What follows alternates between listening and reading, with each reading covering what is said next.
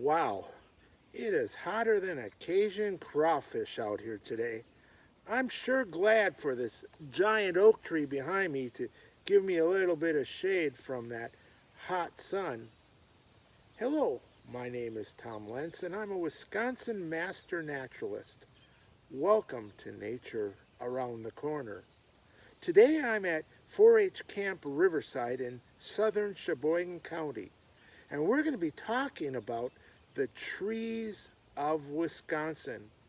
So let's just climb right into our subject. Trees fall into two basic categories. Here at Camp Riverside, we have both. The first is the deciduous tree, or the leaf-bearing trees, and these include the oaks, the maples, cherries, hickory nuts, and any other tree that bears leaves. Now, come fall, these trees will lose their leaves. The second kind of tree that we have in Wisconsin is the coniferous or the needle-bearing trees, such as what's right behind me. These trees include the spruce, the pines, and the cedars. Unlike the deciduous trees, with the exception of the tamarack spruce, these trees will not lose their leaves during the winter. Have you ever thought about how many things actually come from a tree? Take a look around your house and see how many things you can come up with in 15 seconds. Ready, set, go.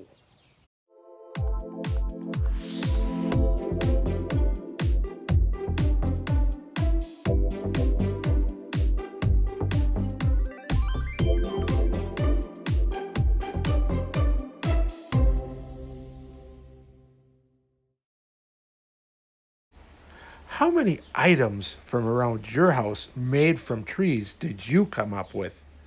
You use products made from trees every day. Many of these things you would never guess came from a tree. As a matter of fact, when you consider the thousands of products made from trees, all parts of the tree is used and nothing gets wasted.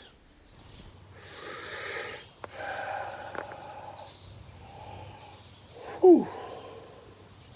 Did you ever notice how clean and fresh the air is in the forest? Not only do trees filter out the pollutants from the air, but one mature tree will produce enough oxygen in one season as 10 people breathe in an entire year. Now, isn't that an amazing tree fact? In our previous video on the wildflowers of Wisconsin, we discussed invasive species. Invasive species are simply non-native plants, animals, or insects that compete for space and nutrients with our native ones. Within the woodlands of Wisconsin, there are some threats that are lurking amongst our trees. Some of these include, but are not limited to,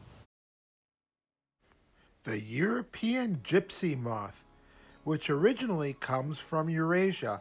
It is one of the most destructive pests of hardwood forests in the United States. It is listed as one of the 100 most destructive species worldwide. The elmbark beetle is originally native to Asia. This beetle has devastated native populations of elm trees that did not have a resistance to the disease. It spreads the disease via a fungus. Oak wilt is also caused by a fungus. The fungus invades areas inside the tree where water moves. Bumps plug up the water's path through the trees, eventually causing the leaves to wilt and fall off the tree. It is spread underground through the tree's roots and over land by beetles. The beech bark beetle feeds on the bark of the beech tree, spreading a fungus called beech bark disease. The fungus cuts off key nutrients to the tree. Because the beetle is so small, it is easily carried from tree to tree by birds and other animals. The pine borer beetle affects the inner bark of the pine tree's branches, twigs, and trunks. The beetles cause pine sap to flow, which allows vital nutrients and moisture to leave the tree. This eventually causes the tree to die. The black walnut twig beetle has been associated with the widespread mortality of black walnut trees in the western United States and is knocking on the door in Wisconsin. It spreads a fungus called thousand canker disease that can kill an infected tree. Finally, the invasive most of us are familiar with is the emerald ash borer, or EAB. It is by far the most destructive invasive species in Wisconsin. The EAB has destroyed much of the ash population in Wisconsin. The insect is about the size of a penny and is characterized by its emerald green color. Estimates in Wisconsin include the loss of over 770 million ash trees. While many of these diseases are carried from tree to tree by animals, insects, and birds, we can all do our part in controlling the spread of these tree diseases and invasives by simply cleaning your utensils that are used to cut and trim trees before you leave an area, and most importantly, by not moving firewood and leaving it in your campsite. I have a really cool and awesome activity for us today. Did you know that you can guesstimate the age of a tree without cutting it down? Today, I'm going to show you exactly how to do that. But before we get to that, I need to tell you a little bit about this massive bur oak that I'm standing in front of. Oak trees used to dominate the forests of Wisconsin, and this particular bur oak may be a remnant of the old oak savanna. So let's see how old this tree may be. To guesstimate the age of a tree, we will need a tree growth factor. Tree growth factors are numbers assigned to trees according to how fast or slow a tree grows. The lower the number, the faster the growth rate. The higher the number, the slower the growth rate. These numbers can be obtained by Googling tree growth factors. More info can also be found on page 10 of the 9 and Up Wisconsin Explorer Solving Mysteries book, which can be downloaded for free. In the case of our bur oak, it is in the white oak family and has a growth rate factor of 5.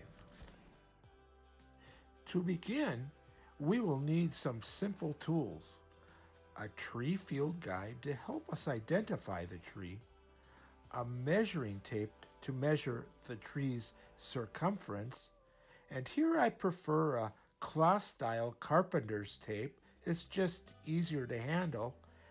And finally, a pencil and a paper.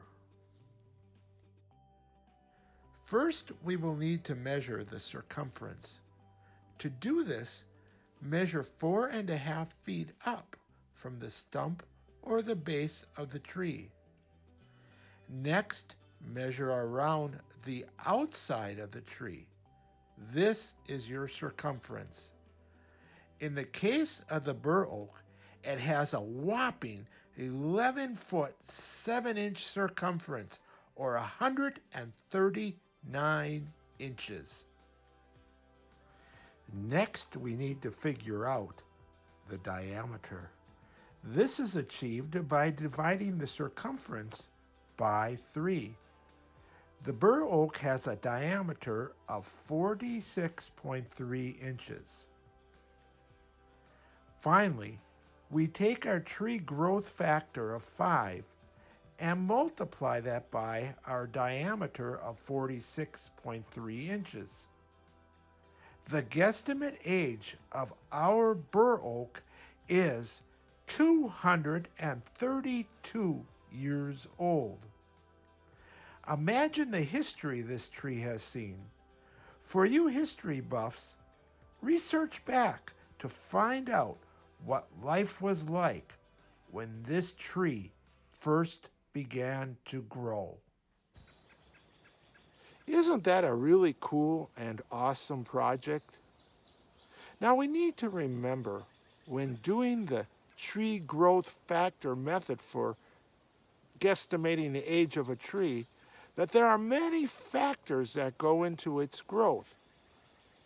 Competition for food, water, for nutrients, for sunlight, all affect the growth rate of a tree. Thank you for watching today's video on the trees of Wisconsin. I hope you see how important it is to wisely use and protect this precious resource of ours. You know, whether you live in the city or you live in the country, trees play a very, very important part in our lives. Now, if you will excuse me, I am just going to take it easy in the shade for a while, pull up a cold drink, and catch a little shut-eye. This has been Tom Lentz with Nature Around the Corner.